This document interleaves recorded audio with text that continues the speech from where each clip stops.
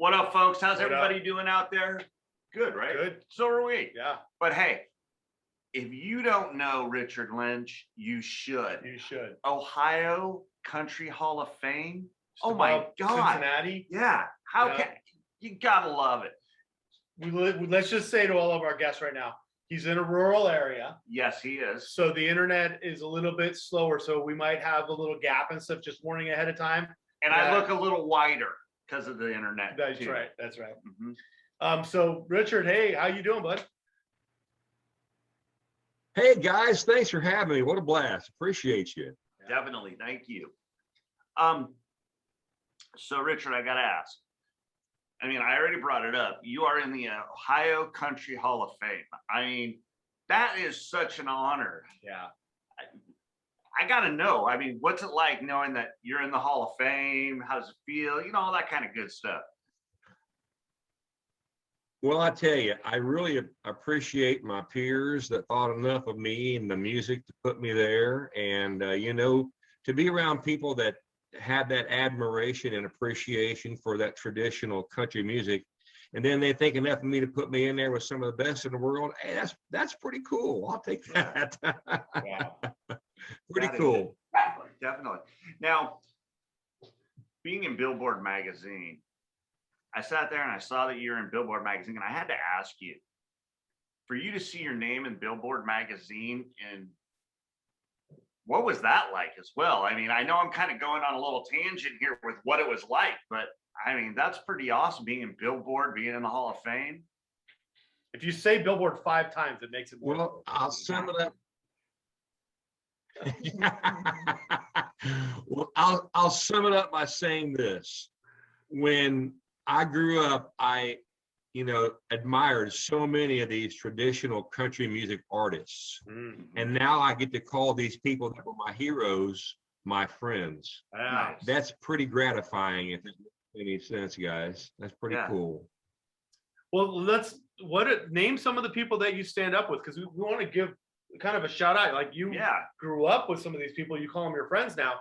Let's give a shout out to some of these people that are just, you're standing up with those people. Hey, you know, people like T. Graham Brown had so many cool hits way back in the 80s and 90s. People like Ronnie McDowell. Right. He had so many hits and was in movies and, you know, did the Elvis impersonation in movies, countless movies. People like David Frizzell, who come from a long line of country music royalty. His brother was Lefty Frizzell from the 50s. Yeah. People like Rhonda Vincent, I mean, just got a Grammy Award. We recorded together. We hang out with, we just had the Bellamy brothers come do our show at our farm here recently. And I can go on and on and on, but you know, those people that I grew up listening to and admiring, you know, and not all of them are on a first name basis, but we know these people and we have became friends in most cases. And to be able to be on the same stage and share a stage from time to time, or see somebody out somewhere in the country and, hey, how you guys doing? Or we'll pass buses somewhere. You know, that is such a honor, because it's something that, you know, we've worked hard all my life to get to this achievement, and it is an achievement. We worked at it for many, many years. That's great. I like it. So Rob and I are kind of both sports guys, and the question that we like to ask is, for you, what would your first step be? And what I mean by first step, for being a sports guy, we always know that the first step is the most important step. It helps you either be a positive or a negative in that play at that moment in time. Now, for you, and you're giving advice, let's say to some of the younger generation, what would your first step necessarily be? Well, I'm a little different situation. My dad was an incredible singer, entertainer. So I kind of grew up in country music. Perfect. But to tell you the truth, I'm gonna be honest with you. For anybody that's young, it doesn't matter what genre you're in, or if you want to be in sports, or if you want to be a broadcaster, or pick the you know, the profession.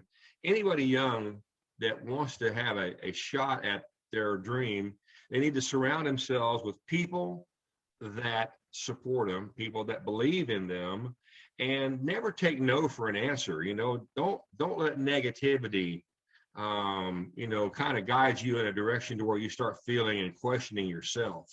Believe in yourself, surround yourself with people that support you, and you'll be amazed what kind of success ultimately you'll have.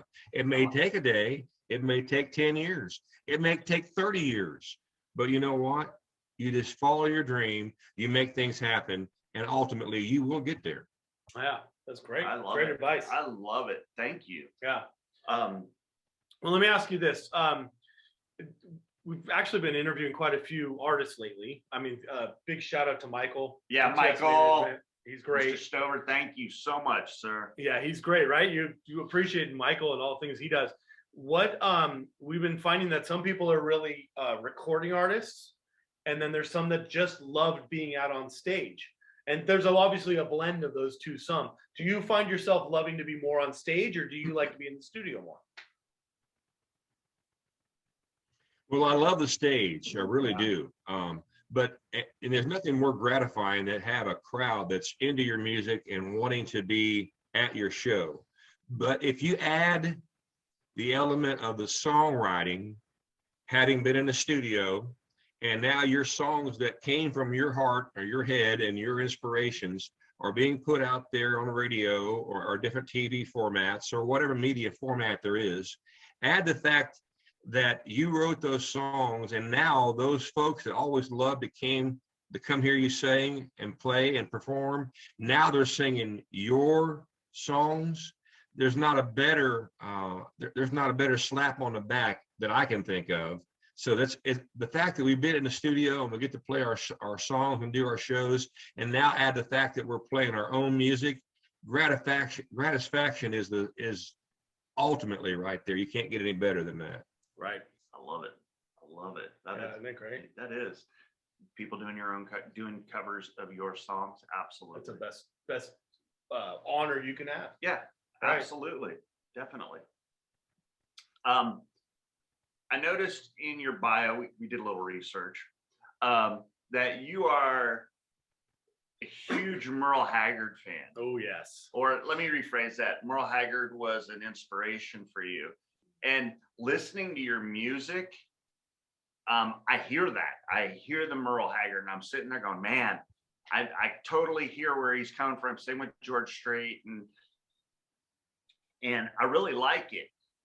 And I'm curious to know, did you ever get the opportunity to play with George Strait, or excuse me, Merle Haggard and or George Strait? That's what I'm trying to spit out. Well, I never got to perform with either artist. I was lucky enough to meet Merle several times. I have never met George Strait. But once again, as a youngster, I can remember my dad and mom bringing home those Merle Haggard records, those George Jones records, the Conway Twitty records of the 70s and 80s. And, those songs and those artists, I mean, they're instilled and ingrained in me right now. And I think I'm thankful because you'll never hear a more powerful, emotional song sung by anybody like Conway Twitty. Like the man put every fiber of energy into every song he ever sang. And those are the people that influenced me. And to hear the lyrics that as a songwriter, Merle Haggard, there is no better songwriter. You talk about a country boy Shakespeare, Merle Haggard is the man. What a songwriter. And so, yeah, those guys are the epitome of traditional country music. And the fact that I idolize those guys so much, it probably shows in my music, whether I intend to it or not. I'm sure it comes through. Do you have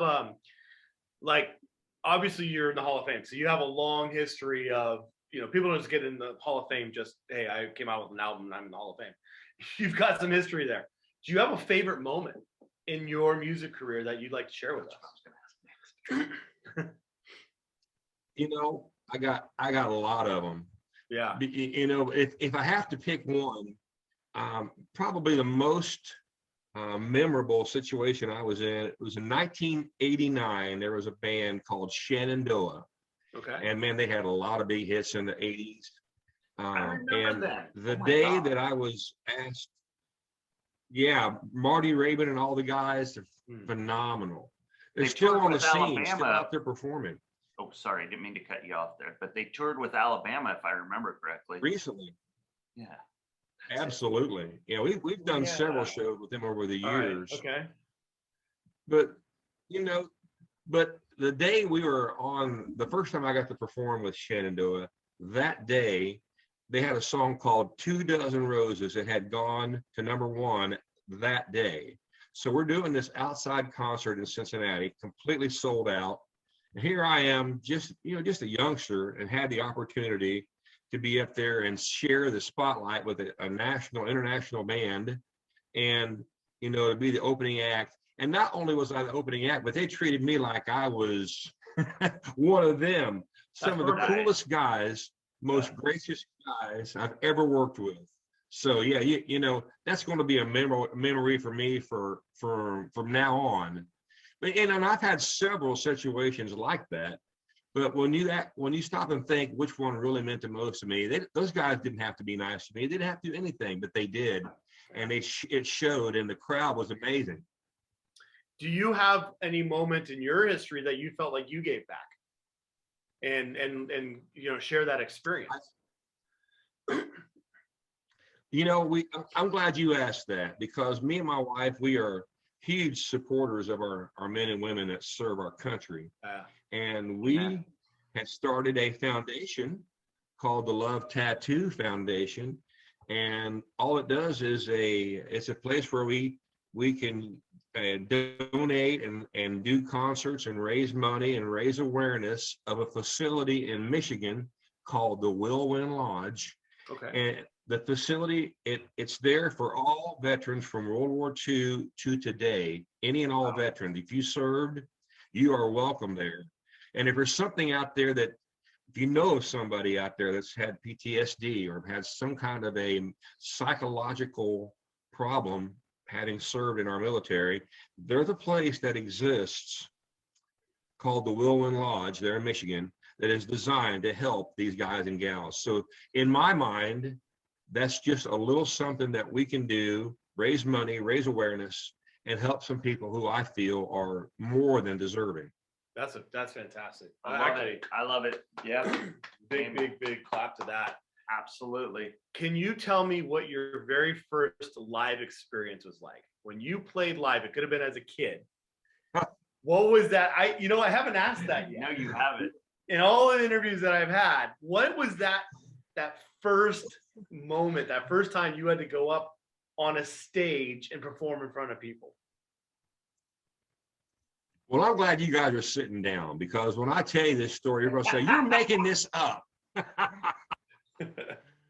Well, I was the ripe old age of 8 years old. And I mentioned earlier, my dad was an incredible singer, entertainer around the Cincinnati, Dayton, Ohio, Kentucky, Indiana area. Very well known, very established. For the first time I got to see my dad perform live, I was 8 years old, and he was playing an outside concert in Dayton, Ohio, with a guy that we watch every Saturday night called Porter Wagner. We was watching the Porter Wagner show every Saturday night. Well, here is my dad performing with this guy that I watch on television every Saturday night. So I'm out there, I'm all big-eyed. I'm so proud that my dad is doing these shows with this guy that I watch on television. Well, 20 minutes or a half hour into my dad's show, unbeknownst to me, he pointed down to me and said, Linda, my mom, send Richard up here on the stage. So here this little 8-year-old kid goes running up on the stage, thousands of people out there in the audience. And I do an old Buck Owens song, I've Got a Tiger by the Tail. Sang the song with my dad's band. As you might imagine, I'm Woody's son. My dad was well established, and I'm 8 years old. It went over pretty good. And I was bit right then and there by the country music bug, guys. Oh, that's a great story. That is so awesome. That is awesome. It. I'm so glad I got to ask that, because that, like you said, that set the ground. Your dad was already a part of that. That was already what you were built to be. But the fact that you got the bug to be on stage at 8 and to do it like that's like hitting a home run on your first time up to the plate in the major leagues, right? That's a huge. That's awesome. You know, you guys are sports broadcasters. You just summed it up better than I could have. The home run right out of the gate. That was right off the first time you're up, major leagues. You just hit one out of the park. Oh my God, yeah, absolutely. And so then were you able to go and get up on stage with your dad a lot more after that, or did he say no? That's enough. Yeah, you took the title. You're taking all that stuff from me. I think my dad said, Linda, we just created a monster, is what I think he said. I bet he did. I love it. Oh my God. Great. Oh my God, that is so wonderful. Yeah. I love that story. I'm sitting here, I'm just like sitting there going, yeah, I could totally see that. I could totally see that happening. Absolutely. And playing it back in my head, which I play a lot of things in my head, as you could tell. But anyway, now for you, who would you like to give a shout out to? I know you just gave one shout out to, but we didn't get the website for them, or we can find the website, but I would really like to get that out there so people could find it to be able to donate. Yes. That's kind of a for your big foundation thing. that you started. Well, the best place to go to is go to richardlynchband.com. Okay. And you can scroll down and you'll find lovetattoofoundation.org. Just go to lovetattoofoundation.org, and anybody can donate to that organization, or if they would like to know more information about the facility or what they actually do there, all that information is there. No, that's perfect, because I wanted to ask that question right after you got done, but Rob's question was pretty darn good, so I had to get that out. You know, we also need to give our shout out. We have to give our shout outs to our sponsor, Anchor by Spotify. Thank you guys, and YouTube as well. Thank you. What else we got? Oh, so do you know off the top of your head how many songs that you've written and recorded? I'm right around 70, 72, somewhere I've written that many. There's several. We're going to be in the studio next month with a new session on 6 brand new ones that we're looking forward to getting in the studio. You know, I don't write all the time, but when I do sit down and write, it's a song that it's an inspiration that comes from my heart. You know, I really like the fact that something inspires me, and then, believe it or not, people can hear the difference. If you feel that song, when you hear the emotion in the song, people have a difference and can see the difference and hear the difference, and they can tend to gravitate towards those emotional, heartfelt songs. We write all the time with different ideas or whatever, but when you feel that emotion come from that particular song, most people say, like, oh my goodness, it's almost as if you wrote that song for me. You know, you've got something there when you hear that. When you're go ahead. When you're writing your songs, you ever feel yourself kind of go to a different place and then kind of focus back in? Or I do. I do, because, you know, not every song we write is going to be a hit. Not every song we write we even finish. But so if you have finished a song and you know, it's like somewhere in your heart, you know that song is absolutely awesome. And you also, on the other hand, you can also tell when a song you wrote is just okay.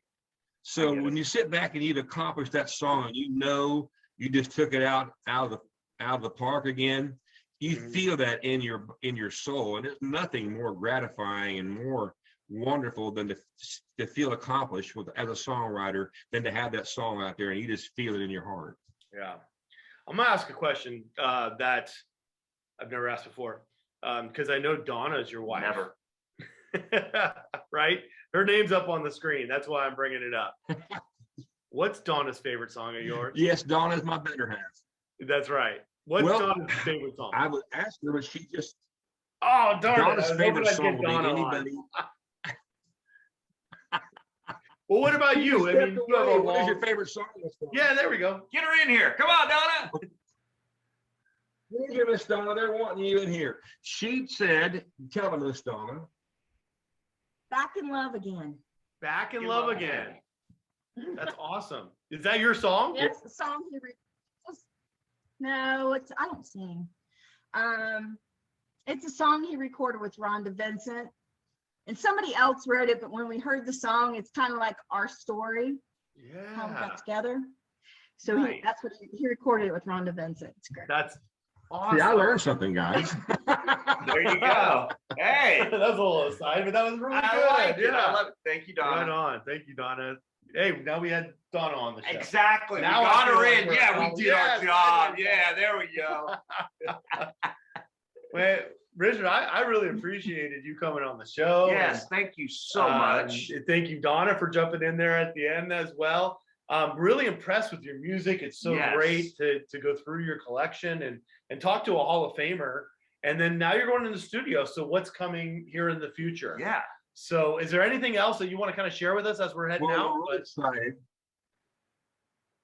We're really excited about the new music because, you know, I like to think as we continue writing that we ultimately get better. It's, you know, it's just something that you think you ultimately do get better. And I'm really excited about some of this new music we're writing.